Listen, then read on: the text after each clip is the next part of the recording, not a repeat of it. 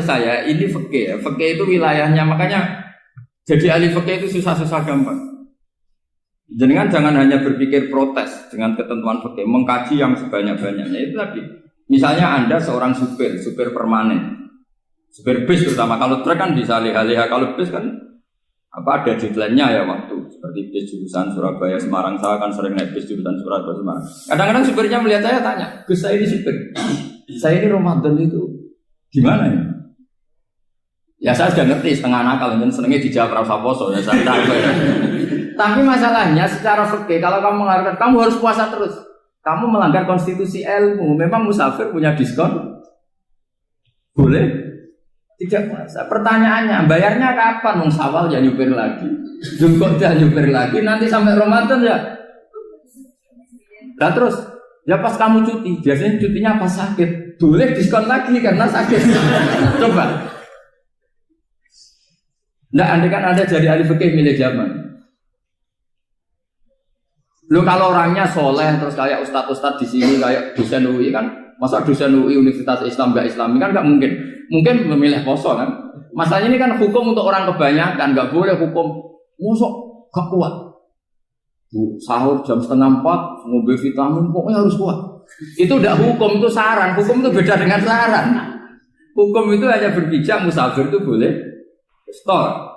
Kalau saran memang boleh, ya usahakan kamu makan 3:30 pas fit, bir. Terus kalau nyumpir selesai jam 10 nanti istirahat. Memangnya majikan bisa ngatur jamnya? Itu fikih. Maka menjadi perdebatan yang namanya pergi itu apa? Menurut Imam Syafi'i pergi itu ya dari rumahnya ke tempat yang asing yang tidak wilayahnya namanya pergi. Menurut Imam Ahmad bin Hanbal enggak. Pergi itu tidak kerja. Jadi orang yang supir yang seperti itu namanya tidak pergi tapi kerja. Tanyakan ke publik, misalnya jenengan ke UI, istri kamu atau suami kamu ditanya, istri kamu kemana? Kira-kira jawabnya bilang pergi jalan-jalan apa bilang kerja? Kerja. Makanya kata Imam Ahmad bin Hanbal, mudi mustafar atau orang yang berprofesi, yang profesinya memang harus pergi, kayak traveling atau supir, maka itu namanya tidak pergi, namanya itu kerja. Karena apa? Sekali distatuskan pergi, maka ikut status yang dikatakan Allah dan Rasul dapat diskon, boleh tidak puasa. Maka terus kita debat tentang definisi. Nah definisi ini penting, karena yang menjadikan hukum rubah itu definisi. Misalnya gini mbak ini ngaji saya, statusnya kalau pakai status saya ajnabi, orang lain babak ajnabiyah, maka hukumnya saya melihat babak ini haram karena statusnya ajnabi melihat ajnabiyah yang tidak mahram. Tapi kalau di fikih itu ada statusnya. Di antara lelaki boleh muwajahah sama perempuan adalah 1 untuk belajar, 2 untuk muamalah, 3 untuk kesaksian, 4 untuk pengobatan. Itu kan ada pengecualian. Sehingga statusnya sekarang Mbak itu belajar, apa ingin melihat Gus Bah atau Gus Bah itu mengajar atau ingin melihat Mbak? Itu statusnya bisa rubah ya. Makanya kalau sebetulnya kalau kita marung di warung misalnya Padang, kita nggak pilah-pilah, kebetulan pelayannya perempuan itu masih bisa dikhilaf secara fikih. Saya muamalah marung, cuma kebetulan penjaganya. Tapi masalahnya Pak ini punya daftar penjaga yang cantik, itu masalah. Maka pertanyaannya itu marung ke situ demi marung apa demi melihat? Tidak jawab saja. Demi marung apa demi melihat? Kalau demi marung supaya kenyang, penjaga yang sangar-sangar juga banyak. Akhirnya kalau demi makan, penjaga yang cowok kan banyak. Kalau demi melihat, berarti yang dihitung kan niatnya. Berarti karena muamalah apa karena melihat? Melihat. Itu status. Jadi makanya kalau mudi musafar itu namanya orang pergi atau orang kerja? Orang kerja. Maka menurut pikirannya Imam Ahmad bin Hanbal seperti itu harus puasa. Karena dia adalah pekerja, bukan musafir. Lalu dalam masalah jumlah 3 hari misalnya. Kalau dalam fikih kita, nggak saya kenapa ngomong fikih terus ya, karena banyak yang melupakan fikih. Jenengan pergi haji. Zaman Nabi haji itu jamak dan qashar terus. Padahal hajinya Nabi itu, haji itu minimal kan berapa hari minimal itu? 9, 10, 11, 12. Sebenarnya haji itu minimal hanya 4 hari. Karena 13 Dzulhijjah bisa nafar apa? Awal. Kalau nafar awal berarti nggak ada kewajiban nafar sani. Berarti yang wajib betul kan 9, tanggal 9 wukuf di Arafah, terus 10 biasanya ifadah sama balang jumroh apa? Akobah, terus 11, 12 itu kan sudah boleh cabut karena apa? Nafar apa? Awal. Berarti nggak usah nafar apa? Sani. Berarti hanya berapa? 4. Tapi Nabi haji di Mekah Medina itu sampai 40 hari karena perjalanan. Pertanyaannya ketika Nabi menjamak dan mengqashar itu cara Imam Syafi'i lis safar. Karena Nabi orang Medina datang ke Mekah dengan jarak 460 kilo, maka Nabi boleh jamak dan qashar. Jadi pikiran Imam Syafi'i jamaknya Nabi itu lis safar karena pergi. Cara pikiran Imam Malik enggak, jawabnya Nabi itu lin nusuk. Nabi menjamak sholat itu karena melakukan ibadah haji. Efeknya adalah orang Mekah kalau haji itu cara Imam Malik meskipun jaraknya dekat boleh apa? Boleh apa? Qashar, boleh jamak qashar. Lalu terus ada pertanyaan fikih lagi. Lalu jamak qashar itu karena pergi apa karena masyaqqah? Karena repot. Coba kalau sampean kira-kira jawab. Misalnya kita orang kaya bawa uang 1 miliar naiknya Alphard, ada supirnya, ada ajudannya. Pergi di jarak 100 kilo. Masyaqqahnya kan tidak ada sama sekali, apalagi di tol kebetulan nggak macet. Kira-kira boleh jamak nggak? Boleh Gus karena pergi, tapi kan nggak ada repotnya sama sekali. Dibanding misalnya yang ngebis bawa beras 1 pintal gitu kan, udah gitu suruhan orang lagi kan pusing. Maka fikih ini untuk memberi hukum itu kalau fikih itu menstatuskan dulu. Ini orang boleh jamak itu karena masyaqqah apa karena safar. Lalu kalau setelah karena safar itu karena jaraknya apa tingkat masyaqqahnya. Kalau karena jaraknya ya tidak juga. Tidak juga gini maksudnya. Mungkin Anda tidak pernah terpikir begini. Kalau saya mau ke Jakarta, kemudian sampai Purworejo itu sudah waktu zuhur. Saya boleh nggak zuhur di situ sama saya? Boleh kan? Padahal perjalanan saya belum capek.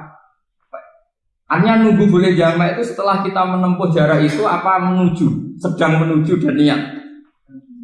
Sedang menuju dan niat. Misalnya saya mau ke Jakarta, saya orang Sleman mau ke Jakarta, itu sampai mana itu Magelang itu sudah boleh jamak kan? Boleh nggak? Boleh karena saya mau ke. Nah pertanyaan secara fikih mungkin ada terlintas. Ternyata ditelepon sama istrinya nggak jadi pergi. Padahal sholatnya kadung di jamak, zuhur dan asar. Apakah setelah di rumah sholat lagi? Sama nggak pernah mikir gitu. Karena nggak nekuni fikih. Jadi orang fikih itu sudah pusing, makanya jangan diprotes terus. Kita ini sudah pusing, tapi orang itu enak aja protes terus. Nggak menurut jenengan nanti wajib sholat lagi enggak? Dia bolehnya jamak kan berdasar berstatus musafir. Ternyata setelah Magelang ditelepon istrinya nggak jadi. Dia kadung sholat zuhur dan asar. Setelah pulang masih jam 1.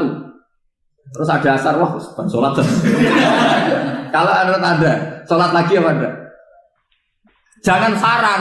Kalau saran, wah sebaiknya sholat lagi. Itu tidak hukum, itu saran itu namanya.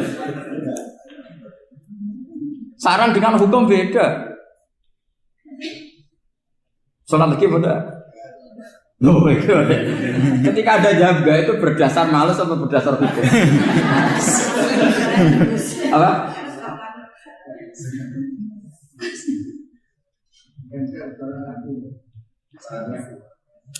Nah kalau Anda sholat lagi, pertanyaannya gini, Allah itu tidak punya tradisi mewajibkan 2 kali. Pertanyaan fikihnya mesti gitu. Dan saat Anda di Magelang menjamak itu melakukan sesuatu yang disahkan oleh agama. Berarti pas Anda jamak zuhur asar, sesuatu pas melakukan itu kan berstatus sah dan boleh. Meskipun setelah itu ada masalah, istri kamu nelpon terus pulang. Tapi pas itu kan sudah dinyatakan oleh malaikat sah, Anda sudah zuhur dan asar. Kalau melihat itu tidak wajib mengulang. Tapi bisa saja malaikat ada yang usil.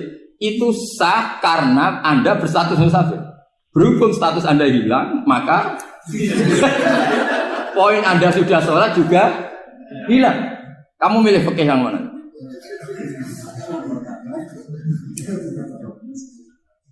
Jadi peneliti fikih itu beda dengan orang-orang yang mendengarin protes.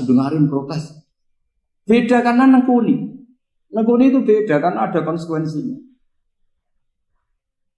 Makanya fikih itu sampai saya punya kitab fikih itu dikarang satu orang itu jumlahnya 20 jilid. Per jilid itu segini. Jadi satu meja ini dikarang satu orang. Itu mulai yang presisi, yang detail sampai yang khayal. Yang khayal juga ada. Yang khayal itu tadi beliau banyak menghayalkan diri. Suatu saat Anda datang ke Mekah itu hanya butuh waktu 20 menit. Zaman itu belum ada pesawat. Lalu boleh gak jamak? Boleh gak nakal? Nakal itu begini. Sampai orang kaya punya jet pribadi. Misalnya Anda Ronaldo masuk Islam, orang kaya. Itu bisa gak puasa? Karena begini. Misalnya dia orang, contohnya orang Arab. Orang Arab, jangan orang. Ya contohnya itu dibalik saja. Di sini itu kalau imsak jam berapa? Imsak Ramadan jam berapa? 3:30 aja biar aman ya. Kalau 3:30 kan masih imsak. Dia terbang ke Mekah. Jadi orang sini puasa jam 5 kan mulai puasa. Dia terbang ke Mekah kan masih malam. Makan terus dia. Mekah mau ada matahari terbang lagi ke barat. Karena dia menghindari berstatus puasa. Atau sebaliknya, dia orang Mekah jam 12 puasa. 12 siang puasa. Dia, wah kalau 6 jam lagi buka, bisa barang saya. Terbang ke Indonesia. Ke Indonesia terbang baru 1 jam, di sini sudah buka. Itu khayal. Jadi itu ada khayalnya. Itu lama dulu, sebelum ada pesawat sedang mengkhayal gitu. Bolehkah orang yang di Masyrik ke Maghrib demi itu? Kalau Anda jadi Raja Salman jam 1 kok sudah nggak kuat apa? Puasa itu diberi saran terbang ke Indonesia. Itu kalau pakai jet kan nggak sampai 9 jam, 1 jam ke Jakarta. Sudah ada wow akbar. Bukan. Boleh enggak? Lo mau kamu enggak bilang, oh enggak boleh. Wong di Jakarta sudah huruf samsing. Masa sudah matahari terbenam orangnya enggak boleh? Bukan. Lah ya. Apa? Kalau resikonya gini, sampean mungkin nggak mikir. Resikonya gini, kalau dia berstatus musafir, bolehnya buka karena musafir. Pertanyaannya dia wajib bayar. Kan musafir bolehnya kodok nanti harus bayar. Tapi kalau dia buka normal kan tidak harus bayar. Beda, efek pakainya beda.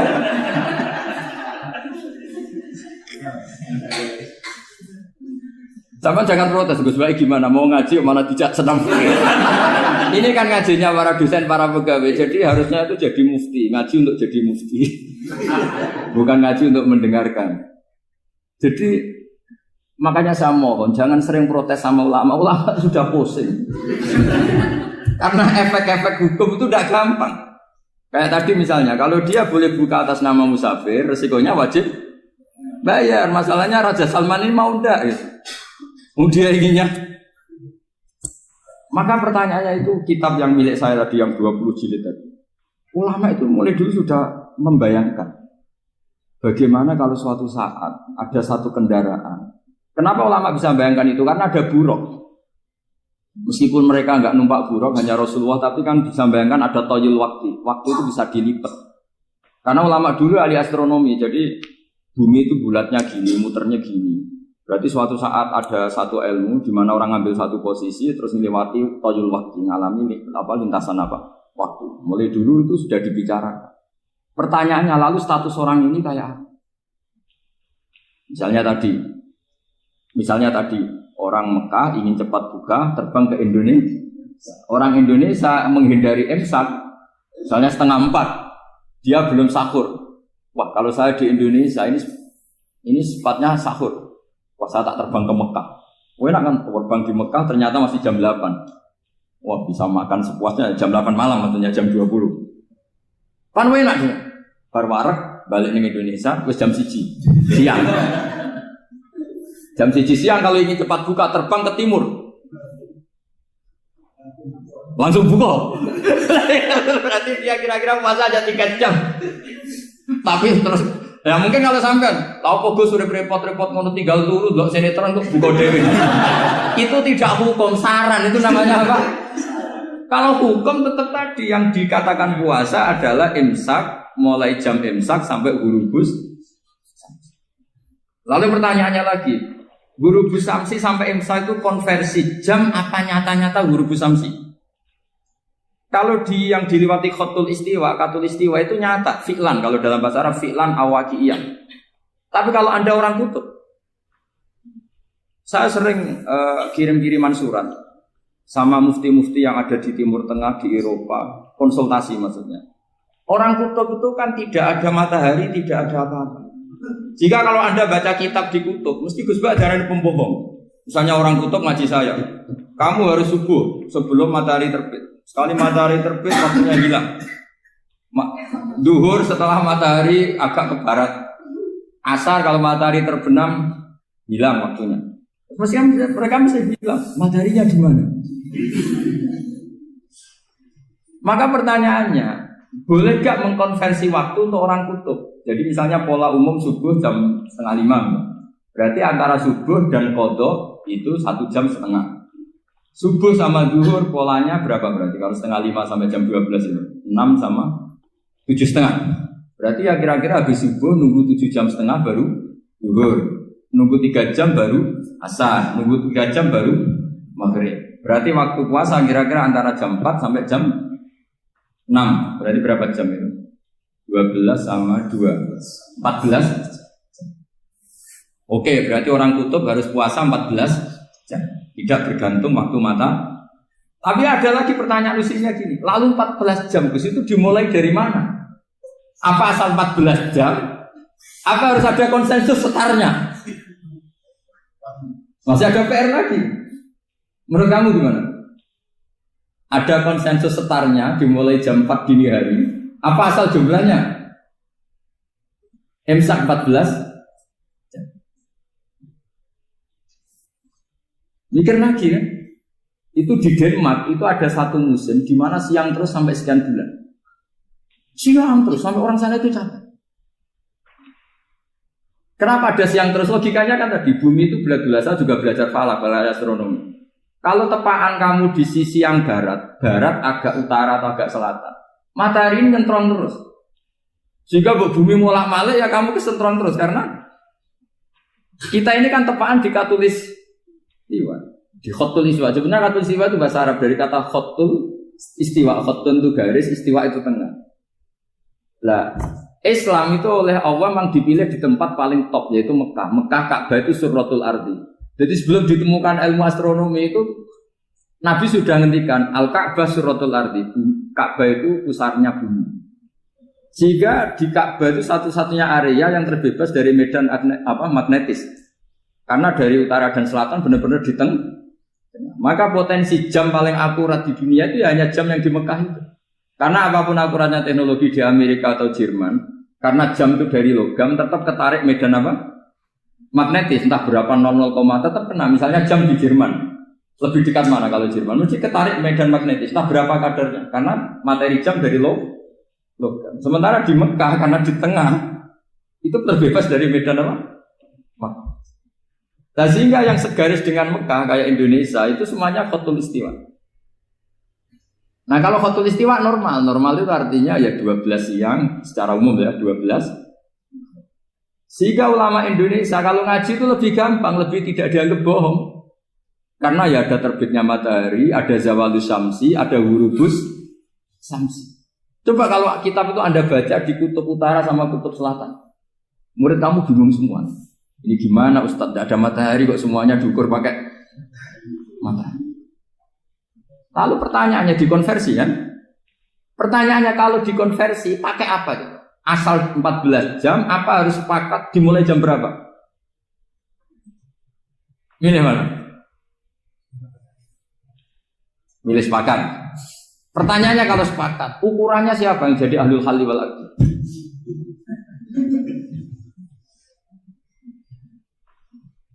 Jadi orang fikih itu sudah bingung, makanya saya mohon jangan sering diprotes. Saya pernah ketemu ulama, saya kan sering ikut komunitas di New York, itu andekan dibur, itu pas persis Ka'bah. Di buminya itu kalau dibur itu pas persis Ka'bah. Lalu pertanyaannya, ada kiblat tidak di sana? Ya bumi kan gini ya, kalau dalam bahasa falak itu ada rubuk namanya. Rubuk itu bumi yang sewaktu itu hanya yang seperempat. Ya bumi yang sewaktu itu hanya seperempat. Jadi kita sekarang siang, berarti yang baru siang hanya seperempat bumi. Nanti yang malam ya hanya seperempat bumi. Ya, misalnya sekarang kita di sini siang, di Arab Saudi kan belum, ini masih setengah 6. Ini sekarang di Arab Saudi baru. Lah itu ada daerah di mana dengan Ka'bah itu pas atas sama bawah. Harusnya kan bebas arah. Apa? Bebas arah. Lalu orang sana sholatnya itu menghadap kemana? Pernah ulama New York itu minta fatwa ke Rabitatul Alam Al-Islami. Lalu kita harus menghadap kemana? Makanya dalam dunia anekdot ulama itu ada anekdot. Abu Nawas itu orang yang nggak pernah kalah debat. Dia itu terkenal nggak pernah kalah debat. Tapi dia ada ilmuwan. Dia punya tetangga ilmuwan, punya pengaruh besar. Semua orang ngaji ke ilmuwan itu. Mantelnya bukan main, karena dia ahli falak, ahli astronomi. Mau nandingi dia tidak bisa, gak nandingi itu reputasinya jatuh. Orang itu berteori kalau bumi itu bulat-bulat. Kalau kamu jalan ke sini, maka akan ke titik yang suatu saat si profesor ini kemalingan, terus minta tolong Abu Nawas rumah saya kemalingan. Terus lari kemana malingnya? Ke timur. Setelah ke timur, larinya ke timur. Abu Nawas lari ke barat. Lari ke barat. Terus ditanya, sudah tak bilangin malingnya lari ke timur kok kamu lari ke barat. Nanti ketemu di titik yang sama. Sebenarnya itu profesornya makal. Oh kamu nyindir.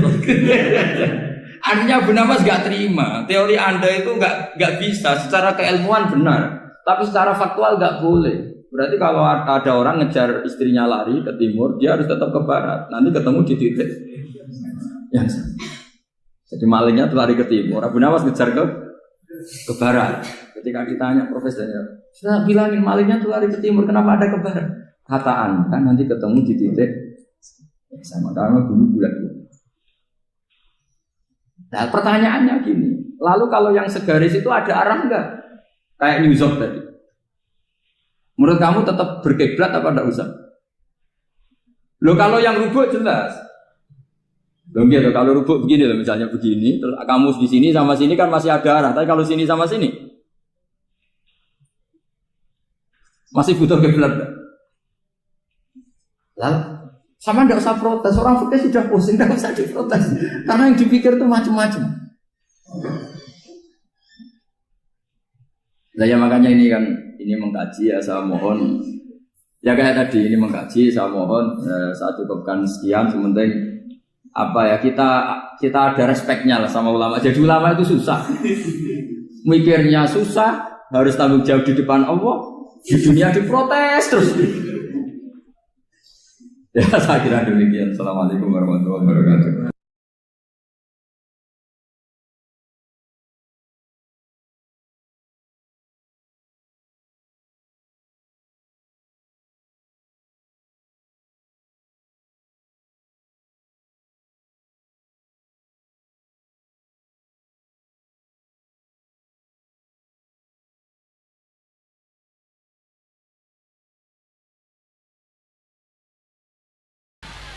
Karena lewat kualitas ya, argumentatif itu kita bisa mempertahankan wirasa nabawiyah. Kalau beberapa kali ngisi acara di Jogja, memang saya sampai sekarang ngajar di Jogja. Itu pernah ketemu pakar matematika. Niku hitung-hitungan, niku cepet model nganggo hitungan pondok. Misalnya kalau mereka bilang 2,5%, 2,5% dari 100. Atau 1/20 dari 100 atau 1/10 dari 100. Itu kalau di hitungan Arab, karena Arab itu dulu ummatun ummiyah, umat yang ummi, Itu Islam datang dengan matematika yang mudah sekali. Kita tahu misalnya dalam bab zakat, misalnya 2,5% dibahasakan rubu'ul usyur. Karena bertahap. Ini untuk adik-adik ya kan. Jadi misalnya 100, 1/10-nya berarti berapa? 10. Nah dari 10 itu terus ngambil 1/4-nya, yaitu 2, berapa? 5. Itu lebih cepat timbang sampean poro gapit 100 terus dibagi 2 pinten? Koma nopo? 5. Jadi ini kalau nanti jajal, saya pernah di salah satu kantor ketemu pakar matematika. Dia tanya saya, Pak Bahak, kenapa Anda nggarap matematika itu cepat? Saya bilang ini matematika Arab, kata saya. Itu mereka kalah cepat sama saya nggarap karena tadi, karena Arab itu ummatun ummiyah. Sehingga saya pernah diberi waktu khusus untuk ngajar semacam ekstrakurikuler di salah satu kampus, mengajar ulumul Islam. Itu yang diantara yang saya ajarkan itu ngitung cepat, berhitung cepat. Misalnya sampai ngitung 1/10 dari 100 sudah tidak mikir, apalagi 1/20. Tapi kalau Islam misalnya zakatut tijarah, zakatut ziroah itu misalnya, ya sudah, misalnya kalau 1/10 ya disebut usyur, kalau 1/20 disebut nisful usyur. Jadi cara berpikir ya 100 diusyurkan itu 10, nanti kalau nisful usyur ya berarti berapa? 5. Mereka bilang 1/10 atau 1/20. Sehingga kalau hitungannya miliar juga lebih gampang. Itu tadi misalnya 1 miliar usyurnya berarti 100 apa? Juta, rubuknya berarti 25 juta. Berarti per 1 miliar adalah 25 juta. Nah ini penting saya utarakan supaya Anda bangga dengan apa yang Anda pelajari di Pondok Pesantren Sarang. Jadi pastikan semua ilmu itu al-bayinah. Al-bayinah itu argumentatif secara jelas. Kita-kita ini yang mengkaji Quran, mengkaji tafsir, itu betapa bangganya kita jadi muslim, jadi mukmin. Saya beri sekian contoh. Misalnya dalam tradisi pesantren Quran itu ada istilah sakta. Dan alhamdulillah tadi saya tahu betul di sini, alhamdulillah sekarang ada Gus Rokib, ada istrinya Gus Roji yang mengampu tahfidz. Saya senang sekali karena semua ini keluarga saya, dan saya sama Gus Bab itu buyut saya kandung itu Mbah Maimunah, Mbak Yunya, Mbak Bedowi.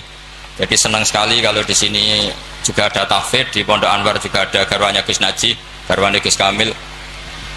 Saya mohon selain diajarkan syarat talaqi atau musyafahah dalam bahasa pesantren, juga diajarkan kepastian hukum pentingnya sakta, supaya orang tidak ragu lagi bahwa kita ini tidak kayak seremonial, memang benar-benar bihujjatin ilmiah, atau kalau istilah para nabi, kul inni ala bayyinatin mir rabbi, benar-benar argumentatif.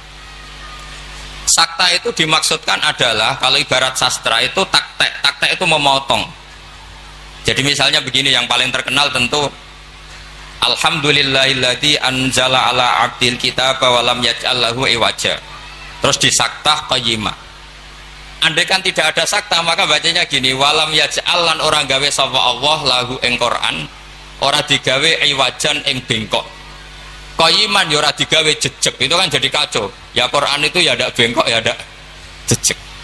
Tapi barokahnya ada sakta, Allah tidak membuat Quran sebagai sesuatu yang bengkok. Sakta berhenti. Berhenti itu menyimpulkan kalau tidak bengkok maknanya jejeg atau lurus, sehingga memang harus sakta. Begitu juga di surat Yasin, ketika orang kafir bangkit dari kubur, mereka bilang misalnya wa nufikha fis-sur fa idahum minal ajdathi ila rabbihim yansilun.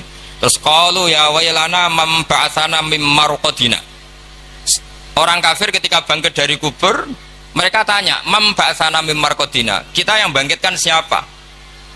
Tentu ini adalah qailul mustafhim, omongannya orang yang tanya. Terus kita sakta, terus kita teruskan hadza ma wa'adar rahman wa sadaqal mursalun. Tentu hadza ini tidak sama pengucapnya, atau yang mengatakan itu tidak sama. Yang satu qaulul mustafhim atau qaulus sa'il, yang satu qaulul mujawib. Entah yang jawab langsung Allah, entah malaikat. Yang jelas itu beda yang mengatakan, atau beda koilnya. Berarti menjadi siapa yang membangkitkan kita, sakta, terus dijawab hadza ma wa'adar rahman. Andai kan itu dibaca langsung, maka hadza ma wa'adar rahman bagian dari yang dikatakan al-mustafhim, bagian yang dikatakan mam ba'atsana mim marqadina hadza ma wa'adar rahman, itu kacau semua. Sehingga saya mohon sekali semua ilmu yang kita dapatkan itu tolong dipastikan bayinahnya. Begitu seterusnya. Dulu Syekhina Kiai Haji Maimun Zubair itu sering gojlok. Yasinan kok ora roh wakaf itu kata beliau. Beliau itu paling enggak seneng kalau santri yasinan gini misalnya. Fala yazunka qauluhum inna na'lamu ma yusirun, itu enggak seneng sekali beliau. Karena tentu maknanya itu fala yahzunka qauluhum Muhammad, kamu jangan risau oleh apa yang mereka katakan. Kalau kamu baca langsung inna na'lamu itu jadi maqaulul qaulnya qauluhum. Yang mereka katakan adalah inna na'lamu ma yusirruna wa ma yu'linu. Itu tentu kacau, secara makna kacau. Yang benar adalah fala yahzunka qauluhum, kita wakaf. Kamu jangan gelisah oleh apa yang mereka katakan, yaitu mereka berkomentar bahwa Rasulullah tidak nabi, Rasulullah majnun, Rasulullah sahir.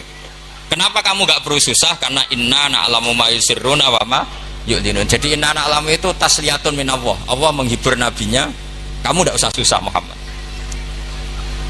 Terus yang ketiga misalnya menyangkut maulid atau menyangkut musofahah setelah salaman atau wiridan setelah salaman. Itu di kota itu biasa dikritik. Apa dalilnya salaman setelah sholat? Apa dalilnya maulid? Anda sebagai pengikut ahli sunnah yang ala aswaja atau ala Islam Nusantara kalau bahasanya NU, saya juga sering dibully. Islam Nusantara itu apa Pak Ba? Apa terus menjadi firqah 73 menjadi 74 karena ditambah Islam apa? Nusantara. Begini loh logika Islam Nusantara itu. Di komunitas internasional itu kalau tidak Syiah itu dinamakan Sunni. Seorang lagi ya, di komunitas internasional itu kalau tidak Syiah disebut apa? Sunni. Sehingga misalnya perang Syiah Houthi sama Arab Saudi ya disebut Syiah versus apa? Sunni. Jadi Wahabi itu dalam dunia internasional disebut apa? Sunni. Setidaknya dalam bahasa jurnalistik. Tapi kita dengan Sunni Wahabi itu banyak perbedaannya. Misalnya mereka anti wasilah, kita percaya apa? Wasilah. Tapi sama-sama dalam ikramus sahabah, sama-sama menghormati apa? Sahabat. Saya teruskan bayinah tadi. Sehingga orang-orang Islam kota yang Sunni aswaja, itu mereka sering tanya, kalau setelah salam orang nyalakan HP boleh enggak? Ya boleh katanya. Orang kalau misalnya mau ke kamar mandi boleh enggak? Boleh. Orang mengambil tasnya boleh enggak? Boleh. Kenapa salaman menjadi enggak boleh? Bedanya apa dengan nyalakan apa? HP. Semenjak itu ya mereka mikir gitu. Ternyata mereka tasdid atau takalluf. Cara beragama itu takalluf, semuanya harus panduan dari Rasulullah SAW. Maka saya minta tradisi keilmuan di Pondok Sarang itu harus terjaga. Apapun pilihan ilmu itu harus ala bayinah, harus benar-benar jelas. Cara wong Jawa jelas welo-welo. Karena itu kecakapan Rasulullah SAW. Dulu saya berkali-kali cerita, dulu orang kafir itu sangat nganggep Rasulullah itu aneh karena mengajak ke satu Tuhan. Saya berkali-kali cerita logika ini, aja'alal alihata ilaha wahida inna hadza la syai'un ujab. Urusan kita banyak, problem kita banyak, kenapa Tuhannya satu itu tidak cukup Muhammad? Terus mereka sama Nabi didatangin, terus Nabi bikin argumen tandingan. Kalau kamu jadi pembantu lalu majikan kamu banyak, kamu suka enggak? Perintahnya beda-beda, seleranya beda-beda. Pokoknya tidak suka Muhammad, nanti kita repot. Ya sudah, Tuhanmu itu majikan kamu, kalau banyak-banyak kamu yang repot. Ya sudah, mat Tuhan satu aja katanya. Ada itu namanya bayinah. Sehingga Allah mengajarkan itu secara jelas. Daraballahu mathalan rajulan fihi syuraka'u mutasyakisuna wa rajulan salamal lirrajul hal yastawiyani mathala alhamdulillah. Jadi zaman itu orang kafir pun langsung paham sampai bilang alhamdulillah. Allah membuat satu perbandingan, satu pembantu yang punya majikan banyak dengan satu pembantu yang punya majikan satu. Nasibnya baik mana? Tentu baik yang punya satu majikan. Akhirnya mereka paham Tuhan kamu adalah majikan kamu, kalau banyak-banyak kamu yang repot. Ya sudah mat satu saja. Nah ini yang dimaksud lam yakunil ladzina kafaru min ahlil kitab wal musyrikina munfakkina hatta ta'tiyahumul bayyinah. Ahli kitab apapun ngototnya pada keyahudian atau kenasronian itu tetap infikak, tetap akan tercerabut ketika ta'tiyahumul bayyinah, ketika datang penjelasan yang jelas, corong Jawa jelas welo-welo. Makanya saya minta anak-anak yang akademik ini harus menerima ilmu secara bayyinah.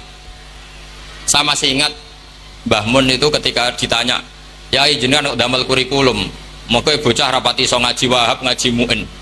Kata Mbah Mun, sing ngaji tenanan yo ben ning Karangmangu. Saiki roh mondok sithik-sithik jamaah mbek ngaji mbek ora roblas apik endi? Ya apik rondok ngaji. Ya wis berarti ya apik kurikulum kata beliau. Artinya ya logikanya jelas. Makanya lama dulu itu kalau bikin logika itu sesuatu yang nggak masuk akal saja, kalau lama dulu yang ngendikan itu masuk akal. Dulu Abu Yazid itu punya murid namanya Syakik Al-Balkhi. Dia orang kaya, biasa donatur pondok, biasa mendonasi pondoknya Abu Yazid.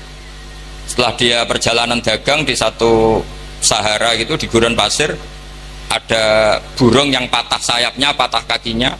Ternyata tetap dapat rezeki, dikasih makan burung yang waras, yang normal. Singkat cerita, si murid tadi datang ke gurunya, Pak Guru, saya sekarang mau jadi orang zuhud, gak mau jadi orang kaya.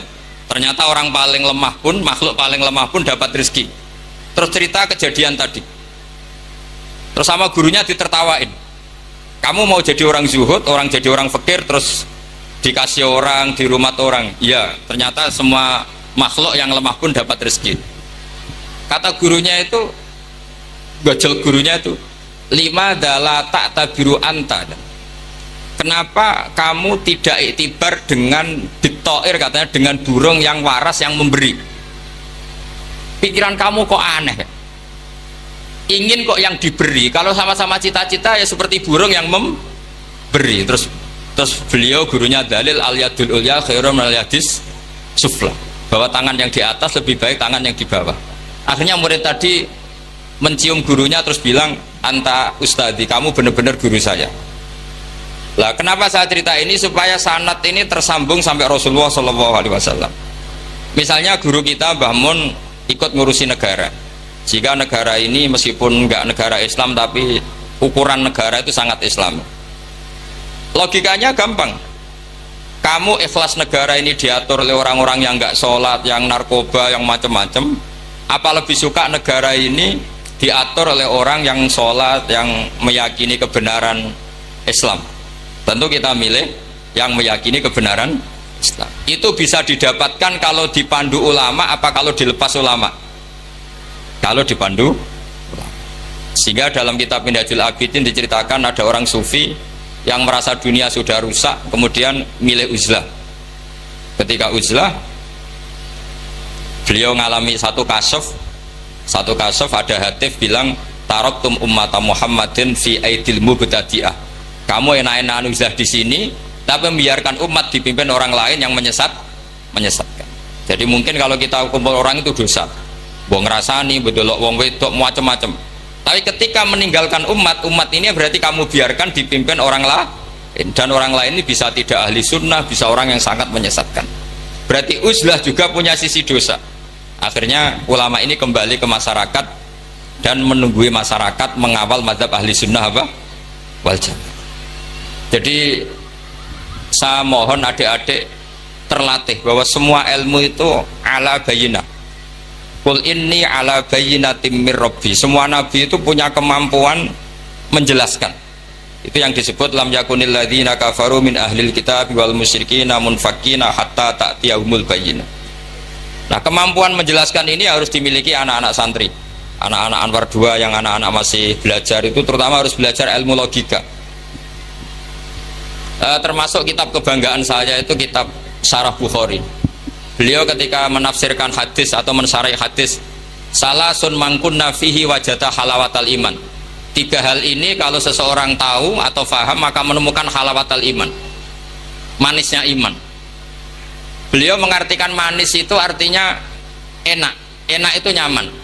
Nyaman itu tidak iskal, tidak galau. Terus beliau mencontohkan, andaikan agama ini tidak masuk akal, maka kita akan galau selama-lamanya.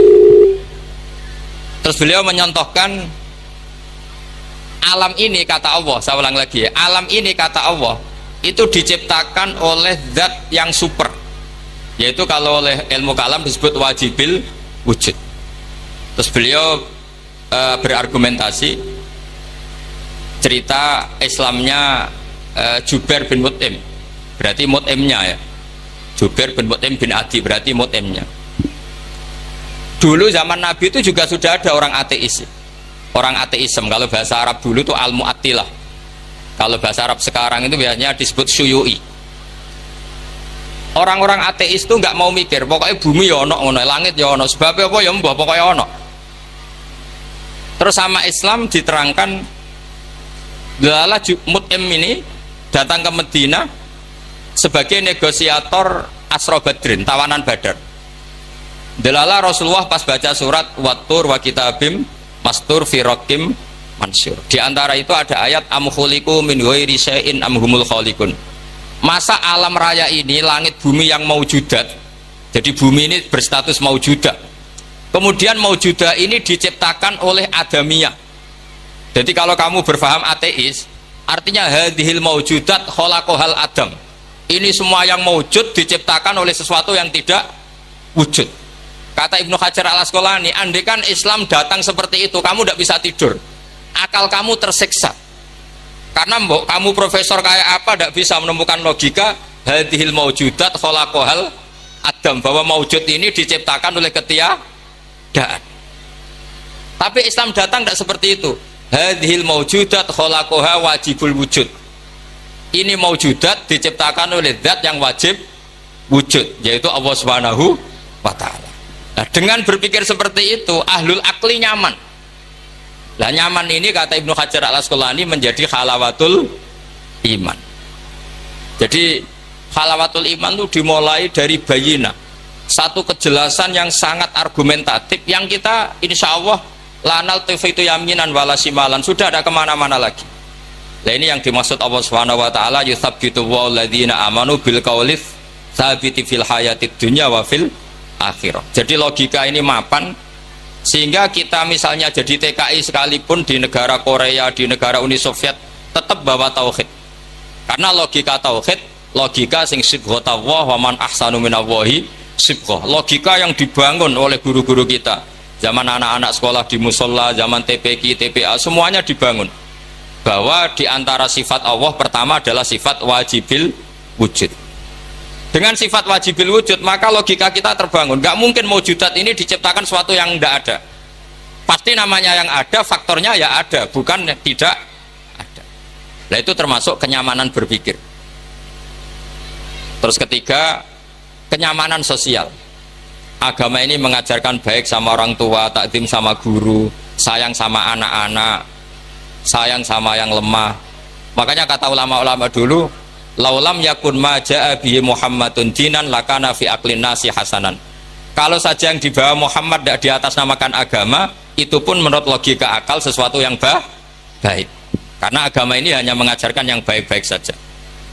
Jadi saya kira demikian. Pokoknya saya minta seminta-mintanya, tradisi keluarga sarang bahwa semuanya bil ilmi itu harus dijaga. Karena ilmu ini pula yang sebetulnya yang kita berstatus warasatul anbiya. Al ulama warasatul anbiya, dan itu tentu bil ilmi. Fainal anbiya lam yuwarithu dinaron wala dirhaman wa innama warasu al ilma. Semua nabi itu tidak mewariskan dirham maupun dinar, tapi mewariskan apa? Ilmu. Dan ilmu yang paling pokok tadi adalah wirasa nabawiyah yang bayinah. Bayinah itu jelas welo-welo. Dengan seperti ini maka kita tidak terguncang lagi. Makanya saya pernah ketemu orang yang agak ekstrim. Pak Ba, dalilnya wong bar sholat wiridan ya apa? Terus tak tanya, dalilnya nyalakan HP apa setelah sholat? Ya enggak ada. Terus kata, saya punya teman kota yang ahli sunnah, ya agak aneh, orangnya orang kota. Kamu itu ditipu katanya, mengharamkan wiridan biar wong Islam ora tau eling pangeran katanya. Terus kepikiran dia, iya, aku wiridan di bid'ah no, jangan-jangan diakali benung Islam railing apa pangeran. Kepikiran kemarin cerita ke saya, sudah Bapak saya ikut aswaja saja kan. Jadi logika perdebatan itu meskipun ya kadang agak arogan itu, tapi itu bagus karena memang ya seperti itu sejarahnya para nabi seperti itu. Jadi nabi itu punya kemampuan, saya ulang lagi, nabi itu punya kemampuan, punya fatona untuk bikin logika, dan logika ini nggak terbantahkan. Makanya sifat nabi itu harus bersifat apa? Fatona, harus bersifat kecerdasan. Nah ini yang saya agak risau karena kefatonaan ini mulai terkikis. Anak-anak belajar mantek itu males. Yang bisa digo ngakali, jadi tidak untuk hujah ilmiah tapi untuk ngakali. Padahal dengan mantek itu nyaman, saya ulang lagi nyaman. Sebab itu ulama-ulama dulu kayak Imam Ghazali itu dulu mati-matian belajar mantek. Meskipun ya itu tadi tentu nggak bagus untuk semua orang. Tapi itu bagus karena untuk mengawal tadi, untuk mengawal Islam. Misalnya begini, saya pernah ditanya, Pak Bahak, kenapa Islam itu menghalalkan ghanimah? Kok Islam kayak penjahat perang gitu ya, sudah musuh kalah, hartanya diambil. Persenjataannya hartanya diambil. Terus saya tanya, andai kan ada garong ke rumah kamu kemudian pistolnya tertinggal, apa kamu bilang monggo dipendet malih nih gadane jenengan gitu? Apa kamu sita? Oh ya saya sita Pak, nanti dipakai garong lagi. Ya kira-kira seperti itu. Kalau orang kafir senjatanya dikembalikan akan dipakai lagi. Jadi dulu selalu harus ada analogika, ada analogi. Makanya ketikane Allah watil kal amsalu nadribu linnas wa ma yaqiluha ilal alimun. Semua aturan-aturan Islam itu sama Allah di analogi itu dikiaskan supaya orang bisa berpikir. Kayak orang Arab dulu itu nyembah berhala, Lata, Uzza, Hubal itu disembah padahal dari batu yang dipahat. Dari batu yang dipahat. Terus Nabi memberi contoh itu begini. Daraba wa masalar rajulaini ahaduma abkam la yaqdiru ala syai'in wa huwa kallun ala maula ainama yuwajjihu la ya'ti bi khair. Nabi bikin analogi gini, wahai para orang Arab, kalau saya punya pembantu yang buta, sudah buta, nggak bisa ngomong, abekam, bisu, mau nggak pembantu saya tak kasihkan kamu? Kata, wah ndak Muhammad tuh merepotkan. Bagaimana bisa bantu saya? Dia buta, dia bisu. Terus kamu nggak mau Muhammad. Terus berhala kamu yang kamu sembah itu kalau tangannya protol itu yang dadani siapa? Ya saya. Kalau kotor yang bersihkan siapa? Saya. Terus Nabi Muhammad bilang gini, untuk jadi pembantu saja orang seperti itu kamu nggak mau, masa kamu jadikan apa tuh? Tuhan. Mung Tuhan kok ngerepoti itu. Mestinya Tuhan itu pantasnya direpoti, diminta ini. Itu mereka akhirnya iman. Iya, pangeran kok ngerepoti, ono ngedusi, ono noto barang itu. Allah gampang sekali. Daraba wa masalar rajulaini ahaduma abkam. Abkam itu bisu. La yaqdiru ala syai'in, tidak mampu melakukan apa-apa. Wa huwa kallun ala maula. Namanya bisu, tuli, itu hanya merepotkan yang punya. Ainama yuwajjihu la ya'ti bil khair. Diarahkan kemana saja tidak membawa yang positif. Akhirnya mereka iman. Makanya disebut lam yakunil ladzina kafaru min ahlil kitabi wal musyrikina munfakina hatta ta'tiyahumul bayyinah. Bahwa orang-orang kafir baik berkategori ahli kitab maupun orang musyrik tidak mungkin tercerabut dari akar kemusyrikan atau akar keyahudian, kenasronian hatta ta'tiyahumul bayyinah, sehingga datang satu hujjah, satu argumentatif yang bisa mengalahkan pikiran mereka. Siapa itu? Rasulun minallah yatlu suhufam mutahharah. Nah sekarang Rasulullah sudah intaqala ila rafiqil a'la, tapi punya warasa, yaitu para ulama. Dan para ulama, para habaib, para siapa sajalah yang mewarisi ilmunya Rasulullah. Dan saya mohon sekali anak-anak ini harus terbiasa akademik. Ya akademik macam-macam lah. Saya berkali-kali baca hadis sahih. Yang paling saya cintai dari hadis itu apa? Yaitu kalimat-kalimat Rasulullah. Itu memang luar biasa. Misalnya beliau ngendikan orang mukmin itu baik semua. Ajaban li amril mukmin. Terus beliau ngendikan itu ajaban li amril mukmin inna amrahu kullahu khairun. In asobatun sarra syakara fakana khairan lah. Wa in asobatu darra sabara fakana khairan lah. Terus beliau ketika ngendikan kematian kehidupan itu optimis sekali dan dengan pandangan positif. Kata Rasulullah, anggap saja kalau kamu hidup itu ziyadatan li fi kulli khairin, potensi mendapat kebaikan. Kalau kamu mati, ya syukuri, anggap saja pengakhiran dari semua keburukan. Sehingga adat-adat kiai-kiai dulu itu kalau ada bajingan mati, orang oplosan kok mati, ya tetap bilang, saya nggih Pak niki saya. Meskipun hadirin nggak siap bilang saya. Nggih saya Pak nggih. Karena mautu hadal fasik khairun lah. Matinya orang fasik ini bagus supaya nggak mereman lagi, nggak ngemel lagi, nggak jadi problem lagi.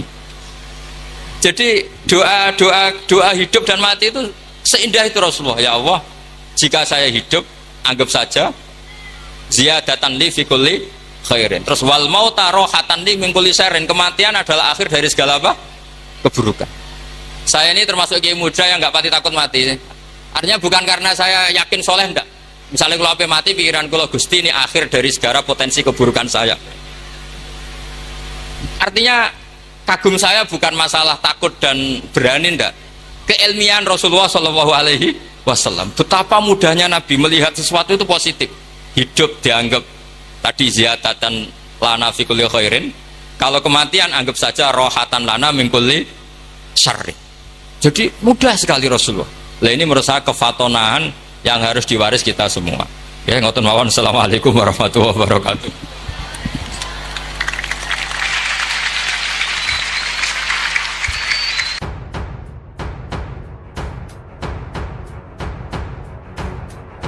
Assalamualaikum warahmatullahi wabarakatuh. Pemirsa Hidayah Rabbi yang budiman, sebagai manusia, kita adalah makhluk sosial yang tidak dapat hidup sendirian. Dalam perjalanan hidup, kita membutuhkan teman, sahabat, dan orang-orang yang mendampingi kita. Namun, Islam mengajarkan bahwa memilih teman tidak boleh dilakukan sembarangan. Teman yang baik dapat membawa kita lebih dekat kepada Allah Subhanahu wa Ta'ala. Sementara teman yang buruk justru dapat menjerumuskan kita ke dalam jurang dosa dan kesesatan. Allah Subhanahu wa Ta'ala berfirman dalam surah Al-Furqan ayat 27-29 yang artinya, ingatlah hari ketika orang zalim menggigit kedua tangannya seraya berkata, oh seandainya dahulu aku mengambil jalan bersama Rasul. Oh celaka aku, sekiranya dahulu aku tidak menjadikan si fulan sebagai teman setia. Sungguh dia benar-benar telah menyesatkanku dari peringatan Al-Quran ketika telah datang kepadaku. Setan itu adalah makhluk yang sangat enggan menolong manusia. Quran Surat Al-Furqan ayat 27-29. Pemirsa Hidayah Rabbi yang budiman, ayat ini mengingatkan kita betapa besar pengaruh teman dalam kehidupan seseorang. Dalam Islam, persahabatan bukan hanya sekedar hubungan sosial, tetapi juga menjadi salah satu sarana untuk saling menasihati dalam kebaikan dan ketakwaan. Rasulullah Shallallahu Alaihi Wasallam bersabda, seseorang itu bergantung pada agama teman dekatnya, maka hendaklah salah seorang dari kalian melihat siapa yang dia jadikan teman dekat. Hadis riwayat Abu Dawud dan At-Tirmizi. Pemirsa Hidayah Rabbi yang budiman, dari ayat dan hadis ini jelas bahwa Islam memberikan perhatian yang sangat besar terhadap persoalan memilih teman. Oleh karena itu, dalam kesempatan ini, mari kita bersama-sama merenungi bagaimana cara memilih teman yang baik menurut ajaran Islam, serta apa saja akibat dari salah dalam memilih teman. Semoga Allah Subhanahu wa Ta'ala membuka hati kita semua untuk senantiasa berhati-hati dalam menjalin persahabatan agar hidup kita senantiasa berada di jalan yang diridhoi Allah Subhanahu wa Ta'ala. Pemirsa Hidayah Rabbi yang budiman, usaha takwa dan iman kita ini bisa terarahkan salah satunya dengan cara bergaul dengan orang-orang soleh dan alim. Syekh Abdul Qadir Al-Jailani berpesan kepada kita untuk pandai memilih teman yang baik. Beliau mengatakan bahwa teman itu terbagi menjadi 4 macam. Pertama, orang yang tidak memiliki lisan dan hati. Tidak memiliki lisan artinya tidak baik dan sopan dalam tutur bicaranya, sedangkan tidak memiliki hati artinya tidak ada kebaikan dalam hatinya. Syekh Abdul Qadir Al-Jailani menjelaskan bahwa orang yang tidak memiliki lisan dan hati ini adalah